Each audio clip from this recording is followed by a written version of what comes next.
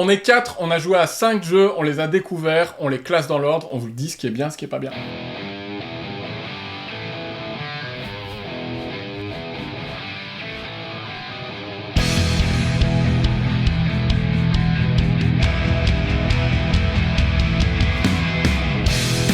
Et voilà. Salut à tous, salut à toutes, je suis avec Pierre-Paul. Bonjour. Je suis avec Romain. Bonjour le voisinage. Que vous connaissez, que vous avez déjà vu sur la chaîne. Et je suis avec Julien. Bonjour à tous. On va vous faire une pile un peu spéciale parce que je ne suis pas tout seul. On est 4 et il va falloir se mettre d'accord. On a fait 5 découvertes. Il y a Cyclades édition légendaire, notamment, qu'on a joué avec la totale, les figurines et tout. Il y avait du kilo plastique à revendre. Et on a aussi joué à des très vieux jeux, notamment Viva il Rey, un jeu de 2003, conseillé par Penelope Gaming suite à son week-end au vieux qu'on ludique. On va vous faire un grand écart comme ça. C'était notre première partie à tous sur ces 5 jeux. On les a tous découverts. Et on va tout simplement vous dire ce qu'on en a pensé. Allez, on commence avec le lourd, le gros. Cyclades Legendary Edition. Alors, je dis qu'on joue à des nouveautés. Cyclades, c'est un jeu de 2009 en vrai, mais là, la toute nouvelle réédition, la Legendary Edition. Qui est costaud, hein. C'est une deluxe, hein, et c'est une copie presse de Studio H. Merci à eux. Ils me l'ont envoyé avec les troupes, les flottes, les figurines, les monstres, les héros, tout ce qu'on veut. Donc on a un beau matos là pour jouer. C'est un classique Cyclades du jeu d'affrontement, mais auquel moi j'avais jamais joué, donc ça a été une découverte. C'est un jeu qui utilise une mécanique de bagarre, hein, on se bat avec des dés, mais on doit atteindre un certain nombre de métropoles, donc il y a un peu de stratégie là-dedans pour arriver à cet objectif. Et puis la mécanique principale, c'est quand même aussi de l'enchère. Oui. On n'y pense pas trop, mais c'est un peu la mécanique d'un Five Tries, mais qui en fait est sorti après, où on doit se placer sur les différents dieux qui sont disponibles à chaque tour, et on doit dire, moi j'ai envie de jouer Arès pour recruter des troupes et me déplacer, je mets 5, puis toi tu viens, tu mets 7, et on se du replace coup je dois me redéplacer, et on fait ça jusqu'à ce que chacun soit sur un dieu, en sachant qu'à chaque tour, il y en a un qui va devoir un petit peu passer son tour, c'est Apollon. Apollon, c'est un peu le loser, c'est celui où tu fais un tour à blanc. Je ne peux pas te dire ça d'abord. Pour te renforcer économiquement au tour d'après. C'est un peu vrai, hein, quand tu passes, tu te renforces. Tu passes un petit peu ton tour, mais tu auras plus de sous après. Oui, c'est ça, il y a 3 vraies enchères et un pis-aller pour celui qui n'a pas eu, mais ça reste rentable, c'est du catch-up. On a joué en 2 contre 2, c'est une des possibilités. Donc c'était toi et moi contre Pierre-Paul et Julien. Julien, qu'est-ce que t'en as pensé de ce Cyclades ? Alors, comme on a joué à la version 2v2 et qu'on n'a pas testé la version 1v1v1v1, on n'a pas eu le temps, ça prenait trop de temps. Ouais, c'est un jeu assez long. Hein. On a quand même joué 2 heures, un peu de choses près. Moi, je trouve ça très dense, assez intéressant, vraiment, les mécaniques, le fait de se dire, ce héros-là, le tour d'après, il est plus disponible, donc il faut absolument que je le parie le plus, parce qu'il y a aussi le côté pari. Ouais, sur les dieux, voilà. Tout à fait. C'est un peu moins mon style de jeu de manière générale. Soyons honnêtes, on va rentrer dans le pli. Moi, c'est le pli. Ouais, t'aimes bien la bagarre aussi quand même des fois, hein. Ouais. Seven Empire par exemple, mon jeu top 1 de l'année dernière, c'est un jeu qui t'a beaucoup plu. Ouais. Qu'est-ce qui fait que celui-là, ça te parle un peu moins ? Le pari sur Cyclades, de manière générale, je suis pas fan de pari en fait. C'est dépenser de l'argent pour pouvoir dire je suis le premier joueur sur ce spot-là. Ouais, c'est pas évident d'évaluer. Voilà. Ouais, ici, on doit bien gérer son argent, hein, parce qu'on a un stock d'argent en commun, mais l'argent part très vite, parce qu'on a non seulement misé de l'argent pour se placer sur ces dieux et avoir les actions qu'on convoite, mais après, il y a des actions payantes, donc on va se retrouver à dépenser de l'argent encore en plus pour faire des actions supplémentaires. Toi, Pierre-Paul, est-ce que tu as apprécié Cyclades ? Alors, j'ai apprécié, il y a juste la gestion de l'argent, comme tu viens d'en parler, où il faut faire assez attention, et en plus de la gestion de l'argent, ne pas se retrouver dans une situation où tu dois faire un placement et ne pas pouvoir placer ta tuile. Donc ça, ça a été un peu, je vais pas dire le revirement de la partie, mais un moment un peu dur où je me suis dit, aïe.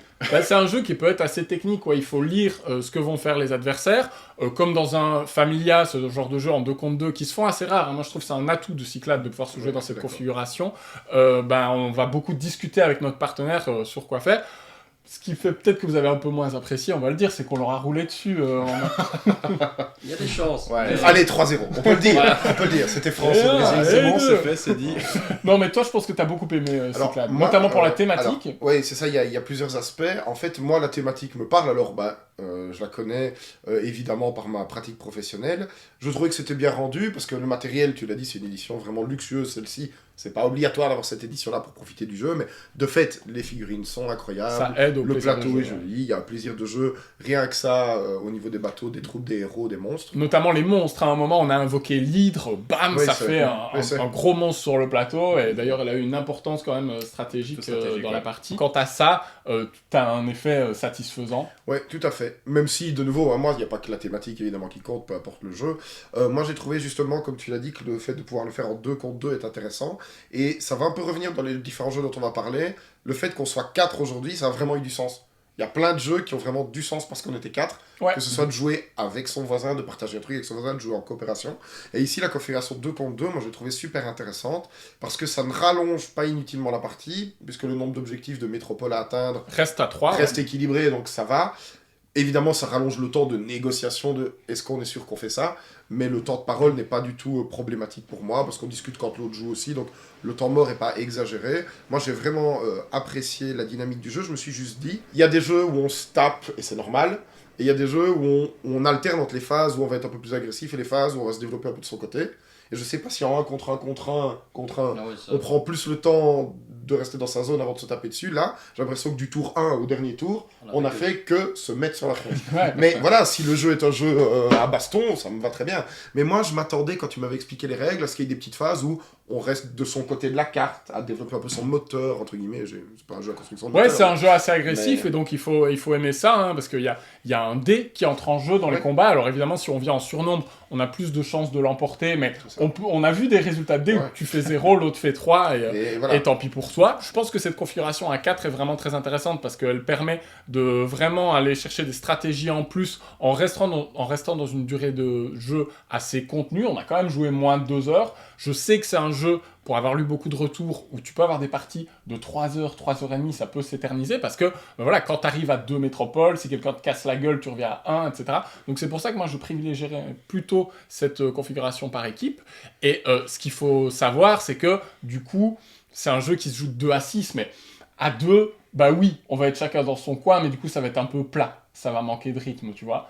À 3, on a cette dynamique de 2 contre 1, de king-making qui peut se créer, donc, et voilà. Et à 6, à mon avis, si tu joues à 6 en chacun pour soi, t'es parti pour une partie de 5 heures. Ouais, Donc c'est- voilà, ça- c'est un jeu qui donne une très grande fourchette, mais je sais pas si elles sont Ouais. toutes bonnes, ça dépend des différentes appréciations. Maintenant, si c'est vraiment le côté Ouais. développement qu'on a envie d'aller chercher, peut-être qu'une partie à 1 contre 1, Ouais. ça peut mieux marcher. Ça- Tu ouais, penses ça- que toi, c'est une configuration qui te parlerait plus? Je pense qu'en 1 contre 1, ça me parlerait un peu plus parce que les enchères sont plus rapides. Ouais. Donc, moi qui forcément a tendance à beaucoup réfléchir au coup que je vais faire, bah là, il y a juste ton pilier à déposer. À voir. Moi, je trouve que c'est un jeu vraiment intéressant Ouais, pour c'est quiconque aime l'affrontement de ce style. La thématique est très travaillée. Il y a une belle variété quand même, parce que oui, on a vu un peu le tour des cartes, mais ça dépend l'ordre dans lequel elles vont sortir. Tu vas pas toutes les acheter à toutes les parties. Les héros t'offrent des façons alternatives d'obtenir des métropoles, et ça, j'ai Tout à trouvé fait. ça assez ça m'a- intéressant. ouais. Donc voilà, c'est un jeu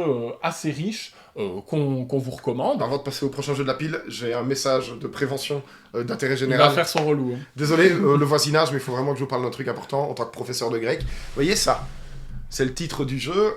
C'est comme Elysium, pour ceux qui voient à quoi ressemble la boîte. Il faut arrêter d'utiliser l'alphabet grec pour faire joli sans savoir ce que ça veut dire. Parce que là, il y a des lettres d'alphabet latin, il y a des C, il y a un L et un D, ça veut rien dire. Et en alphabet grec, ils ont mis un Y, puis un lambda, puis 2 sigmas différents. Et donc ça, si je le lis, ça fait susledes. Reste poli, s'il te plaît. Je veux bien rester poli, mais je vais devenir vulgaire si ça continue. Donc, par pitié, les éditeurs de jeux, l'alphabet grec. Bon, là tu fais ton puriste. ouais, voilà, Là, c'est en comme ça. vrai, les illustrations, Bah, quand le on sait choix le lire, de l'adéquation Non, non, entre les c'est très beau. pouvoirs et les effets, C'est ils impeccable, ont fait des l'intérieur, efforts. bien sûr. C'est assez bien foutu. Et donc Cyclade vient évidemment Faut pas que je le sorte. démarrer la pile. Ok, le deuxième jeu, c'est un jeu qui est en financement participatif là au moment où on parle. Et c'est un jeu de nos compatriotes de chez Omea Games, hein, c'est des Belges. Donc c'est une copie presse, mais c'est un prototype. Hein, c'est pas la version finale du jeu, mais c'est de bonne qualité. Ils ont encore un petit effort à faire au niveau des règles, notamment il y a des choses qui vont devoir être retravaillées, etc. Mais on a réussi à faire une partie sans trop de problèmes. On est sur un jeu beaucoup plus léger que Cyclade. Hein. C'est un jeu de 3 à 6 pour des parties de 20 minutes à partir de 8 ans. Et c'est un jeu, comme tous les jeux d'Omea Games jusqu'à maintenant, de Thomas Carlier, qui est aussi éditeur chez Omega Games. Forest Leader, c'est une espèce de petit jeu de cartes de collection où les valeurs des différentes familles, il y a 5 familles, vont être définies au fur et à mesure de la partie. Donc on a des valeurs de départ sur les ours, les cerfs, les blaireaux, etc. Et on va pouvoir influer sur ces valeurs. Il va vraiment y avoir un côté boursier pendant la partie pour dire « Ah ben, tac, maintenant les renards, ils valent autant, ah mais les ours passent devant, etc. » Et il y a même certaines familles qui vont être en négatif. Donc on va vraiment se battre pour que les familles dans lesquelles on se soit impliqué soient en positif et celles des autres soient en négatif. Ce qui est rigolo, c'est pas le premier jeu à faire ça, il y a eu Between Two Castles of Mad King Ludwig, etc. Mais ce qui est rigolo, c'est que on joue avec la personne à sa gauche, la personne à sa droite, et on partage nos tribus. Les cartes qui vont nous faire gagner des points sont partagées avec la personne à notre gauche et à notre droite. Et on a vu avec ce système des scorings un peu à la Knizia, où il y a que ta moins bonne des familles qui score et t'es obligé d'équilibrer. Ici, pas du tout. Ici, t'additionnes les deux. C'est un système très simple, très fluide. On pioche 3 cartes, on en joue 2 dans des zones différentes et on en remet une dans une rivière. Et on enchaîne comme ça jusqu'à ce qu'un des clans au milieu ait une valeur de 10 ou qu'il n'y ait plus de cartes dans la pioche. Messieurs, qu'est-ce que vous en avez pensé ? J'ai adoré. Sincèrement, si je devais choisir le jeu de la pile de cette sélection d'aujourd'hui, c'est ce jeu-là. Ok, pourquoi ? Il spoil. Carrément. Spoil, évidemment. Mais je sens l'enthousiasme et l'émotion, donc voilà. je respecte. J'ai adoré le fait de devoir jouer avec mon voisin de gauche, mon voisin de droite, de dire bah tiens, on a des cartes cachées, je sais moi ce que j'ai mis. On met des cartes cachées en début de partie. Sans savoir vraiment la valeur qu'elles vont avoir, mais du coup ça va créer un enjeu de la tension, parce que peut-être t'as mis le blaireau et que tout le monde est en train de pourrir le blaireau, et tu dis non, le blaireau, il faut qu'il remonte. C'est exactement ça, et derrière tu essayes de faire en sorte de rescorer en te disant je vois que pour l'instant le lapin est en tête, le lapin est défendu, il n'y a plus moyen d'aller le chercher. C'est ça. Je monte, je donne des poids à mon voisin de gauche, je donne des poids à mon voisin de droite. Forcément, ils répondent par ok, ça va, on a compris, on joue du lapin aussi. Ou justement, ils ont envie de continuer à jouer sur leur carte cachée, alors que leur carte cachée, elle est en train de perdre, littéralement. Et puis il y a des petits pouvoirs aussi qui sont assez intéressants. Il y en a très peu, il n'y en a que 3, selon les valeurs de cartes. Les cartes valent 1, 2 ou 3. Ce que j'ai trouvé vraiment bien fait, c'est que le 1, t'as envie de le jouer dans tes familles. Parce que peu importe la carte, que ça soit un 1 ou un 3, dans tes familles, elle va valoir le même nombre de points. C'est les points qu'elle vaut au milieu en fonction de l'échelle boursière. Donc le 1, tu vas tendance à vouloir le jouer dans tes familles. Mais en même temps, si tu le joues au centre, il va protéger. Parce que le 2 permet d'attaquer une carte et donc de faire des grands revirements sur ces échelles de points de victoire au milieu. Et le 3, même chose. Le 3, t'as envie de le jouer au milieu pour qu'une famille augmente beaucoup de valeur, mais en même temps, si tu le joues dans une tribu, c'est le seul moment où son pouvoir s'active. Tu vas obliger un adversaire à venir jouer chez toi aussi à son tour d'après. Donc, c'est très sobre. Tu te dis, quoi, que 3 pouvoirs, quelles que soient les familles, c'est tout. Et en fait, c'est ce qu'il faut dans le jeu pour que ça fonctionne bien et que ça soit fluide. Pierre-Paul, est-ce que tu es aussi enthousiaste que Julien ? Ah oui, moi je trouve que ça a super bien tourné. Et ce que je trouve fort intéressant, c'est l'idée d'essayer de faire un peu comprendre aux joueurs à sa droite et aux joueurs à sa gauche, il faut qu'on parte là-dessus. Et parfois c'est, mais non, vas-y, pourquoi tu joues ça ? Parce qu'en fonction de ce qu'on a dans la main, y a des choix qu'on doit faire, et les effets sont intéressants, et comme tu l'as si bien expliqué, il en faut pas plus. Ça tourne super bien avec 3 effets de cartes, et je me suis vraiment bien amusé pendant la partie. Ce qui est rigolo aussi, c'est que c'est court, et que ça peut vraiment s'arrêter de manière assez abrupte, parce que atteindre 10 avec les valeurs au milieu, ça peut aller très vite, puisqu'il y a des cartes qui valent 3 d'un coup, qu'on peut jouer à chacun de nos tours si on veut là-dedans. Si on pense qu'on est en bonne position, on peut vraiment précipiter la fin de partie.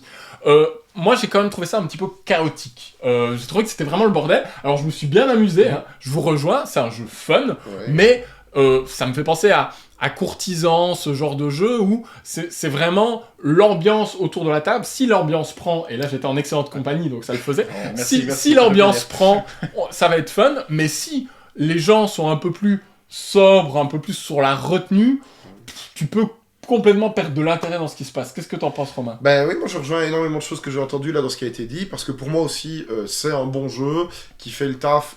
On dit 20 minutes, en comptant l'explication des règles, en fait, la partie est vraiment un quart d'heure.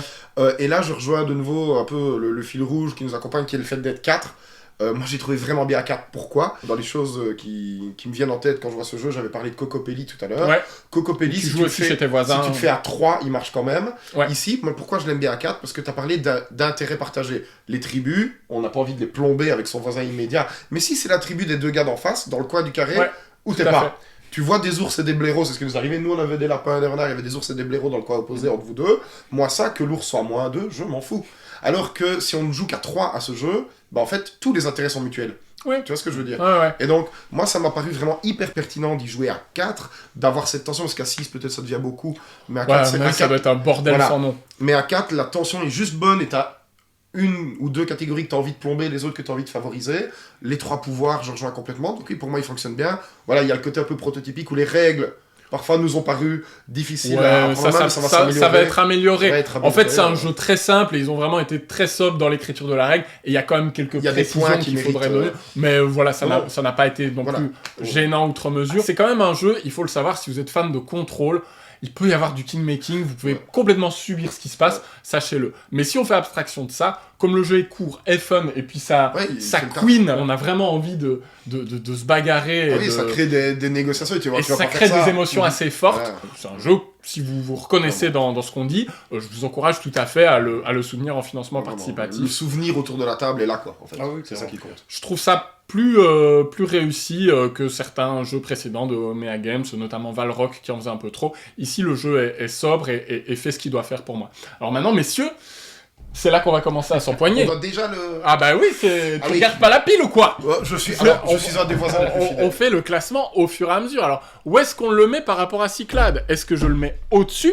Est-ce que je le mets en dessous? Et là, le pauvre, il va souffrir, mais s'il faut le mettre en dessous, on le met en dessous. Pour moi, il va quand même en dessous. Alors, ce qui est compliqué dans la pile, c'est qu'on compare des jeux qui sont complètement Oui, incomparables, mais je trouve que Cyclade Oui. a quand même plus de contrôle, même s'il y a ce chaos, même s'il y a ce côté, le dé qui fait que tu maîtrises pas tout, mais il y a quand même plus de plaisir, plus d'implication. Vous deux, si j'ai bien suivi, vous voudriez le mettre au-dessus. Oui, Forest. littéralement. Oui, C'est- clairement. J'ai pris C'est marrant, c'est les perdants qui... C'est bah, ce que j'allais dire. Est-ce que le 3-0 joue sur le placement dans la pile? Il y a forcément une influence. Comme je l'ai dit, toujours, moi, sur un gros jour de cartes de pli. Et j'ai pris beaucoup plus de plaisir. Je me suis beaucoup plus amusé. Et, Ah, c'est sûr, c'est plus immédiat. Ah, c'est et pas pareil. ce qui fait que je le mets au-dessus de Cyclade. Après, Cyclade est un très bon jeu aussi. J'y ai pris du plaisir et il y a eu de la réflexion, il y a eu beaucoup de choses qui sont des thèmes qui me plaisent aussi. J'ai pas perdu mon temps et je me suis toujours dit, ok, ça va, on fait cette action-là, t'es d'accord? On fait cette action-là, c'est nickel. Ouais, ici, t'as eu ce côté aussi en équipe, mais sur un temps de jeu beaucoup plus ramassé, C'est ça. et équipe qui change, qui fluctue. Et le plaisir était immédiat. Romain, qu'est-ce qu'on fait? Ils sont à deux contre nous. Mais attends, on est j'ai vraiment pas encore pas- techniquement tranché. On a pas de plaisir immédiat aussi. Mais c'est une bonne remarque parce que moi-même j'hésite un peu où le placer, surtout en les entendant dire ça. Cyclade, j'aurais envie de le mettre comme toi au-dessus. Parce que c'est vrai que le contenu est très complet, je veux dire, l'édition est quand même incroyable, il y a quand même un vrai travail sur le jeu, mais dans la catégorie des jeux où on peut se taper dessus, où on peut gérer un certain nombre de paramètres d'enchères, il y en a d'autres qui sont aussi bons, meilleurs sans doute. Et donc je me dis, est-ce que j'ai pas envie de mettre Forest Leader au-dessus, mais voilà, on compare des pommes et des poires. Désolé Boris, je vais peut-être le mettre au-dessus Aïe, aïe, aïe, pour trancher aïe, en aïe. faveur, mais honnêtement, mon ressenti personnel, c'est que j'ai vraiment aimé Cyclade. Tout ça parce que c'est des Belges. Allez, Forest Leader va au-dessus de Cyclade, c'est comme ça, c'est vendu. Ok, ensuite on a joué à un tout petit jeu. Le pauvre, s'il se fait écraser par Cyclade, celui-là.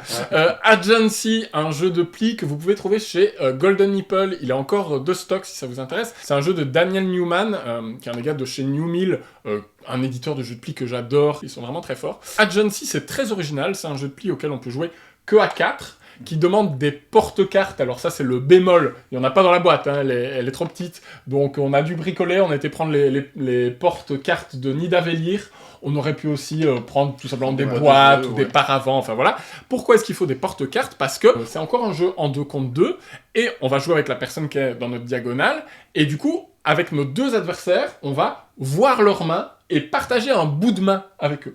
Pourquoi un bout de main? Parce qu'on a accès au départ qu'aux 3 premières cartes, jusqu'à ce qu'on rencontre un mur. Et ce mur nous bloque l'accès aux cartes suivantes, mais pendant la partie, on va pouvoir jouer ce mur, faire tomber le mur pour pouvoir accéder aux cartes d'après. Et donc évidemment, par exemple, si l'adversaire a une excellente main de son côté, a des atouts, etc., on va vouloir aller vite creuser, vite faire tomber les murs pour aller les chercher. Et en même temps, ces murs, ils valent 2 points de victoire en eux-mêmes. C'est pas spécialement les plis qui valent des points de victoire, il y a certaines cartes qui valent des points. Les 5 valent 4 points, les cartes du milieu. Et puis il y a d'autres cartes, les 3 et les 7, qui valent 2 points. Donc il faut bien se débrouiller là-dedans. Une autre particularité, c'est qu'on peut toujours couper. Si on a un atout, on peut couper, même si on a encore de quoi jouer dans la couleur.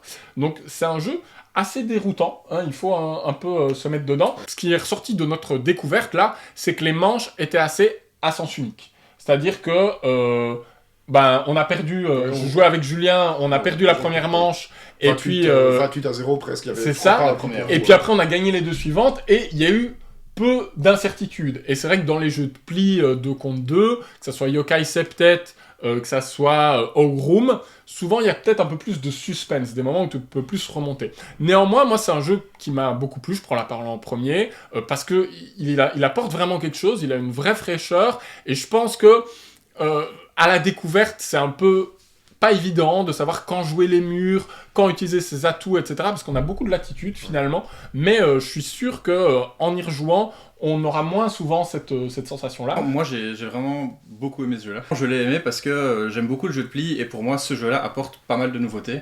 Le fait de voir deux jeux, en fait, et de savoir ce que son adversaire pourrait jouer, si on voit qu'il a les atouts et qu'il en a potentiellement beaucoup, on va avoir envie d'aller chercher ses atouts et de faire tomber les murs.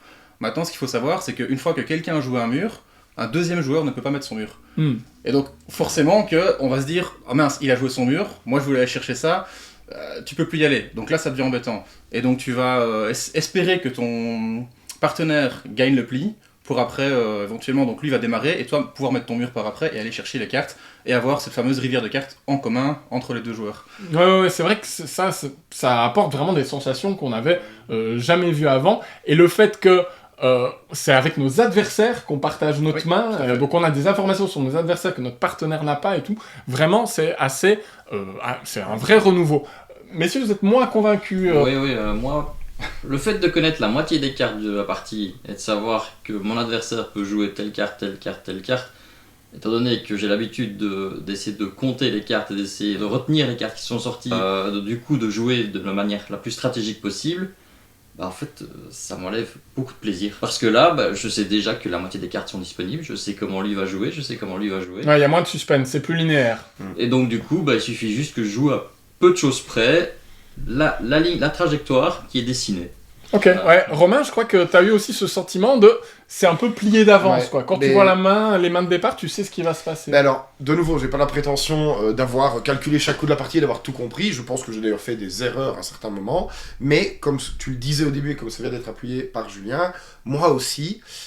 j'apprécie dans le fait d'être à 2 contre 2 en particulier dans un jeu de pli, puisqu'un jeu de pli en solo à la rigueur, les paramètres peuvent être différents, mais dans ce truc de est-ce que mon partenaire va sauver la main au dernier moment, ici il y a eu tellement de moments où on savait que ça n'allait pas être sauvé, parce que la lecture de mon partenaire qui depuis 2 tours n'a plus joué d'atout et est en PLS, et en fait de voir que le partenaire ne fait entre guillemets plus rien, ou en tout cas rien qui peut me sauver depuis 2 tours, et que comme je connais les cartes, comme tu l'as dit, de mes 2 adversaires, je sais que eux ont la possibilité de continuer à nous enfoncer. Comme tu l'as dit, ça donne des manches assez unilatérales.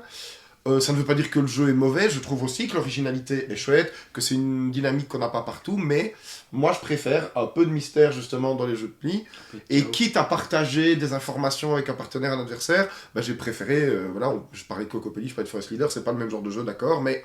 Moi ici, j'ai pas ressenti ça comme un atout. Au niveau, alors je critique pas souvent l'aspect éditorial, mais moi le fait qu'on ait passé 10 minutes à chercher comment cacher nos cartes et qu'on les fasse tomber toutes les 2 secondes en utilisant les râteliers de Nidavellir, je sais pas, je me dis, édite ton jeu avec de quoi les cacher si ton jeu repose sur le fait de cacher les cartes. Ouais, c'était un peu relou. Tu fais une boîte comme ça en cachant 4 petits porte-cartes. C'est l'esprit jeu de pli, voilà. Tu sais, les jeux de pli japonais que tu achètes au Tokyo Game Market aussi, des fois on te dit, il n'y a pas de jetons dans la boîte, démerdez-vous, prenez des jetons. On s'adresse à une communauté de niche, et on sait qu'ils vont pas pinailler là-dessus, mais j'entends surtout l'argument sur la connaissance des cartes. Combien de fois on a fait ce geste-là pour pas voir les cartes qui venaient de tomber, c'est arrivé 6 fois, ça je crois. Où est-ce qu'on le met ? En dessous de la pile sans hésiter pour moi. En dessous de la pile. En dessous de Cyclades, on va dire. Je crois qu'il y a que toi, désolé. Ça va être dur pour moi, mais là je vois. Ah, mais moi j'aime bien aussi, mais... Franchement, il apporte de la nouveauté, et c'est ça que je trouve chouette. Parce que des jeux de pli, il y en a vraiment beaucoup, et celui-là, il apporte de la nouveauté. Moi, je suis emmerdé parce que je le mettrais au-dessus de Forest Leader. mais comme on a mis Forest Leader au-dessus de Cyclades, je vois pas Agency au-dessus de Cyclades. Cyclades qui est quand même un jeu qui a beaucoup de souffle, donc le pauvre va se retrouver, on va même pas le voir, regarde, ça va être une catastrophe. Regardez-le. Il est là, Agency. Allez, rip. Ok, ensuite on a joué à Viva Il Rey, un jeu de 2003. Hein, on fera pas plus vieux aujourd'hui. Un jeu découvert grâce à Penelope Gaming. On la remercie pour sa recommandation. Voilà, elle en a parlé en stream. Je l'ai commandé, je l'ai trouvé sous cello. Un jeu sous cello de 2003. Donc il y a quelqu'un qui a acheté un jeu en 2003 qui n'y a plus touché et qui là l'a revendu à 7€ sur Vinted en 2025. Vraiment, je ne comprends pas ce monde. Et c'est un jeu très simple de Stefano Luperto. Un jeu qu'on pourrait presque vivre comme un jeu d'ambiance. Ou en tout cas, c'est un jeu familial à coup sûr. C'est un jeu de bluff à objectif secret. C'est très simple. On a 13 personnages. Il y a un château. Et ça va se jouer en 2 temps. On va recevoir un objectif avec 6 noms de personnages dessus. On a leur initiale pour les repérer plus facilement. On va d'abord placer un par un, à tour de rôle, ces personnages dans le château à un niveau plus ou moins élevé. On peut le mettre entre le niveau 1 et 4. Et puis le château a aussi des douves qui valent 0, une cour de nobles qui vaut 5, et puis le trône qui vaut 10. Et une fois qu'on a placé tous ces personnages, on va pouvoir tout simplement, à notre tour, en faire monter un d'un cran, tout simplement. Le tour de jeu, c'est ça. Il y a une petite mécanique de blocage, parce qu'on peut pas être plus de 4 par étage, hein, donc parfois il faut faire un petit peu de la place le temps que l'embouteillage se dégage. Et puis quand on atteint le trône, et ben là on vote, parce que on n'est pas dans une monarchie totalitaire, hein, c'est une monarchie démocratique, c'est un roi élu, donc on a tous des petites cartes oui ou non, comme dans un Résistance Avalon, par exemple, on va voter oui ou non, et il faut que le roi il soit élu à l'unanimité. C'est vraiment un pays très démocratique, et si on n'a pas l'unanimité, bim, c'est radical, c'est la guillotine. Le personnage est éliminé du jeu direct. Même pas les douves. Hein, et il vaudra pas de points. Et par contre, dès qu'il y a l'unanimité, dès qu'il y a un roi, la manche s'arrête instantanément, on fait 3 manches, on va scorer à chaque fois autant de points que là où nos personnages sont arrivés, donc on fait la somme de nos persos. Évidemment, si on a un roi, c'est 10 points, on est très content, mais si on est tous d'accord pour qu'il y ait un roi, c'est soit qu'on était plusieurs à l'avoir et qu'on est plusieurs à être contents, ou qu'on a joué très bizarrement. Et donc ça va se jouer un peu sur les interstices. Soit aussi que les votes se sont essoufflés, parce que si notre carte oui, on la récupère, nos cartes non, elles sont défaussées. Donc au bout d'un moment, on est obligé de dire oui. C'est un truc que je trouvais très fun. C'est ce qui se passe avec les tours de présidentiel en France. C'est un moment, on est obligé de dire oui. Oui, je suis parfois politique. Pas de politique sur ma chaîne YouTube. Pardon. Ah non, jamais. C'est moi qui commence. Ouais, vas-y, je t'en prie. Eh ben, pour moi, le top de la journée. Moi, je le mettrais personnellement au-dessus de la pile, mais ce sera un débat évidemment à voir après. Moi, j'ai adoré. Ici, pour moi, c'était vraiment une expérience ludique comme j'aime en avoir. Le jeu fait ce qu'il promet. Il dit 20-30 minutes. Il dit qu'on peut y jouer, je vois, de 3-6, de 8 à 99 ans. Pour moi, c'est complètement vrai. C'est un peu le jeu familial parfait, hyper épuré, le tour de jeu très rapide et on se chambre. Ça pourrait évidemment être plus beau, mais ça on sait bien que c'est l'âge et l'époque. Il y a un certain charme, Mais il y a un charme parce qu'en fait tu vois la tête des personnages, Ernesto. Ils ont ce petit nom, tu commentes quand tu les Odessa, fais monter. Et c'est un plaisir de vraiment se projeter dans ce petit personnage au design un peu marrant. Et en fait, il y a tout là-dedans, c'est le vote, le bluff, quand même calculer ses points. Pareil, 4 super nombres, je trouve, pour y jouer. Pour moi, c'est une réussite, en fait. C'est une de ces vieilleries de rue du jeu qui est régulièrement recommandée. Et pour moi, c'est vraiment ça. Il faut le garder, il faut le ressortir régulièrement pour en faire une petite part sans prise de tête où tout le monde va ressortir en s'étant éclaté. On a vécu une part où il y avait 3 manches. Des surprises. Une première manche très équilibrée où tout le monde essayait de tirer sur les pailles du jeu. Une deuxième manche où c'était l'hécatombe, on a buté presque tout le monde. Et une troisième manche qui a duré 2 minutes. 2 minutes, on dira pas 2 minutes. Pourquoi, mais 2 minutes. Voilà, 2 minutes. Donc voilà, pour moi... C'était magique. Il y a eu une unanimité qui sortait de nulle part. Pour moi, qui m'a honteusement profité. Pour moi, exceptionnel. Je ne sais pas ce qui existait à l'époque dans la même catégorie, mais moi, ça fait partie des trucs que je vais retenir en partant. Quoi. Pierre-Paul, t'es tout aussi extatique. Ouais, je suis tout aussi extatique et tout à fait enthousiaste par rapport à ce jeu. Enfin, la dernière manche en particulier était incroyable. On peut le dire. Et là, ça a vraiment mis l'ambiance.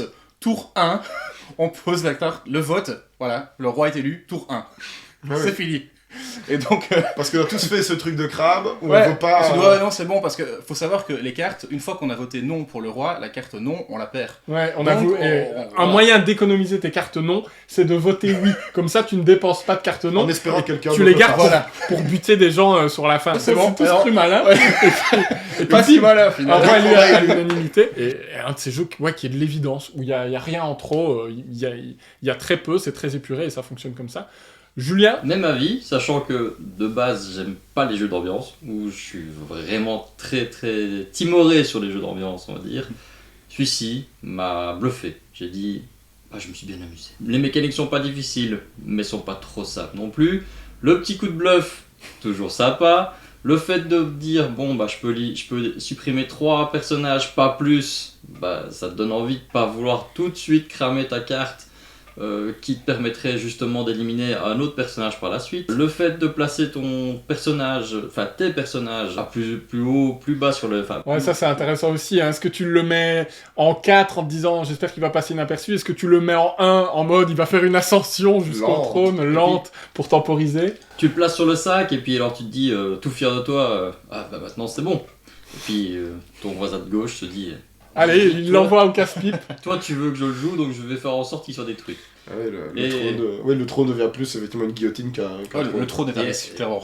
Alors où est-ce qu'on va le classer, ce Viva Il Rey? Si je vous écoute, il va tout au-dessus. Moi, il va tout au-dessus. Mais Ouais, il va si, ouais, en c'est dessous de la- Forest Leader. Aïe aïe aïe, mais est-ce que ouais. Maurice, tu peux trancher, toi tu le mets au-dessus. je sais. C'est difficile. Oui, moi je le mets au-dessus quand même. Je trouve que les deux jeux sont assez chaotiques. Je préfère le chaos de Viva Il Rey qui crée une bonne ambiance que Forest Leader est un chaos qui peut être frustrant. Parce que ce qui se passe de l'autre côté de la table, vraiment, t'as pas d'agentivité, t'as pas de prise dessus. Et ici, quoi qu'il arrive, tout le monde aura la possibilité de monter un personnage, tout le monde aura la possibilité de voter pour ou contre. Mais les deux sont des bons jeux pour créer une atmosphère autour de la table. Mais ouais, je pense...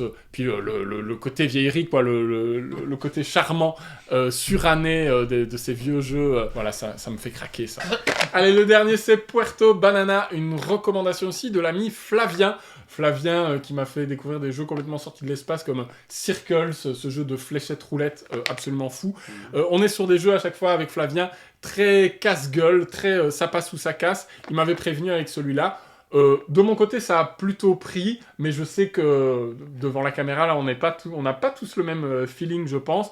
C'est un jeu con comme la lune, hein, Puerto Banana. On a un capital de départ de 10 bananes. À chaque tour, il y a un gain potentiel au centre qui équivaut au stock le plus haut chez les joueurs. Donc au début, c'est 10, mais au fur et à mesure de la partie, ça va être absurde. Hein. On va monter à des gains qui valent 50, qui valent 70, qui valent 90 à la fin. Et qu'est-ce qu'on doit faire? On doit tout simplement écrire un nombre. Alors dédicace à tous ceux qui ont détesté The Number. Ça va être pareil. Hein.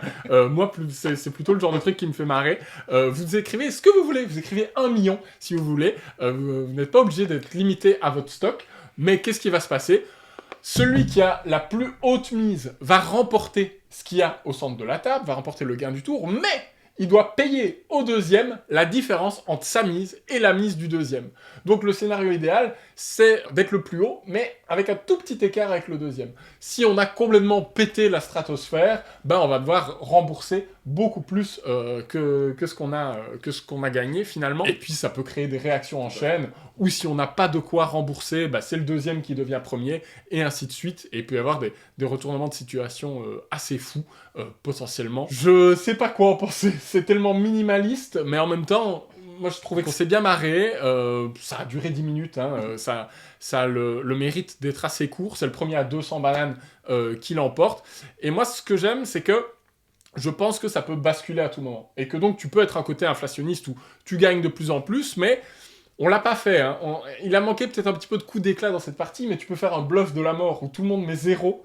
Et là, le premier, s'il met 100, il doit payer 100, il doit payer l'écart. Je vous sens moins chaud, hein, par rapport à Viva Il Rey. Moi, c'est ce que je voulais dire par rapport au jeu, c'est que je pense qu'on a joué une partie plutôt de manière assez classique. Ouais, étonnamment, On n'a pas fait des grosses folies. On en a parlé pendant la partie de se dire allez, on fera bien un tour où tout le monde met 0 et celui qui va vouloir le pactole, eh ben, il va se retrouver bien embêté. Surtout si c'est déjà lui qui avait le lead. Donc je pense que ça dépend un peu de comment tu jauges un peu tes adversaires et de l'ambiance que tu as envie d'y mettre. Si tu veux clairement faire un jeu où tu fais des folies et tu dis allez, là c'est ce tour-ci. On se regarde dans les yeux, on se dit toi tu vas faire une bêtise, je te vois venir. Et tu dois un peu jauger. C'est rapide, c'est vraiment, tu as dit 10 minutes, c'est fini. Moi, je comprends. Ouais, moi je pense que c'est un jeu qui peut avoir beaucoup de potentiel, mais qui peut aussi tellement tomber à plat. Ah oui, mais ça peut tellement vider. tomber. Ça peut vider. Les gens peuvent vraiment, mais comme The Number, comme tous ces jeux-là, les gens peuvent vraiment te regarder. Mais qu'est-ce que je fais là? Parce que je comprends pas. Parce qu'en fait, si t'es pas premier ou deuxième dans la mise, tu ne fais rien. Tu ne perds rien, tu ne gagnes rien. Donc tu peux. Et Julien, je crois que toi, t'as rien fait un peu de toute la partie. Non, j'étais à 10 points au début de partie, j'étais à 10 points en fin de partie. Voilà, on peut pas tous faire dans la banane, hein, Voilà. pas grave. En vrai, j'ai pas envie de dire c'est de ta faute ou quoi, parce qu'il y a des moments où t'as mis des mises hautes, ça s'est juste pas mis. Et je pense que ça peut arriver, et forcément, si ça t'arrive, alors tu passes, peut-être pas un mauvais moment, mais tu passes un non-moment, quoi, en fait. Je pense que c'est un peu en céphalogramme plat. Il y a ce risque, donc je pense que tu peux avoir une partie hyper mémorable, mais tu peux aussi avoir certaines personnes qui s'embêtent et juste 2 personnes qui jouent. C'est pas ma découverte du siècle. Moi, ça me va. Ça vraiment. Et comme je l'ai dit avant, les jeux d'ambiance, ou ce qu'on pourrait assimiler plus à un jeu d'ambiance, déjà j'ai du mal à accrocher. Alors là, j'ai absolument pas accroché. Moi, en fait, je vais dissocier en fait ce que j'en ai pensé et ce que c'est dans le cadre d'une pile. C'est-à-dire que dans le cadre d'une pile, je vais pas le mettre au-dessus de Cyclade. Je veux dire, il faut pas déconner. Ça serait violent. Il faut pas déconner. Mais par rapport à ce qu'il est, moi je rejoins complètement ce qui a été dit. C'est un petit jeu simple avec une mécanique évidente. Il suffit de savoir compter, de mettre des nombres les uns au-dessus des autres pour jouer. C'est marrant, moi je trouve qu'il peut se passer effectivement quand même des trucs, des coups d'éclat, des bluffs. Donc pour moi le jeu, il est réussi en fait. Il est réussi et donc j'ai bien aimé. Mais voilà, c'est vrai que tu l'oublies quand même. Je dois pas le revendre. Je n'irai pas jusque-là. Je crois qu'on ne manquera pas de jeu si vraiment tu revends celui-là. On se dira pas merde, on n'a plus Puerto Banana. En même temps, ça ressemble tellement à rien d'autre que ça aurait fait un peu un spot. J'ai passé un très bon moment. T'as quand même apprécié The Number. Donc si t'as apprécié The Number. Ah, mais moi je suis spécial. Ça a été au point où je me souvenais même pas qu'on y avait joué. Oh, ça va. Sans vouloir de méchant. Je me disais, c'était lequel le 5ème jeu auquel on Ouais, avait sans joué. suspense, et même si moi j'ai apprécié, je pense qu'il va aller en dessous de la Il pile va quand même. aider Agency à Il va aider Agency à remonter. Alors là, ne faites pas ça chez vous, c'est une cascade. Alors, on tente des choses, il va peut-être lui falloir un petit support derrière. Voilà. Et là voilà, notre pile, elle est pas belle. Donc on a Puerto Banana tout en bas. On a ensuite Agency, Cyclade qui vient en milieu de classement. Belle performance pour Cyclade. Forest Leader en 4. Et puis la vieillerie au sommet, on est bien fait du jeu, je pense. Avec un jeu de 2003 qui surpasse une édition de luxe. Tout ça fait sens. En tout cas, une sélection très variée. Avec des jeux de genres différents. Voilà, on espère que ça vous a plu à vous aussi. On vous a fait une sélection très éclectique. Vous pouvez acheter certains de ces jeux, pas Viva Il Re, allez plutôt sur le marché de l'occasion. Mais pour plein d'autres jeux, vous pouvez vous rendre sur Golden Meeple, la boutique partenaire, pour les choper. Vous pouvez retrouver Forest Leader en financement participatif à bientôt pour plein de choses, des rétrospectives qui arrivent et bien d'autres. Vous avez les réseaux sociaux à l'écran, vous pouvez soutenir la chaîne sur ko-fi.com/rue du jeu si notre travail vous plaît. Et puis, jouez bien par chez vous. Jouez bien tu par vois chez que vous. je suis un voisin fidèle. Allez, ciao. Ciao le voisin. Ciao.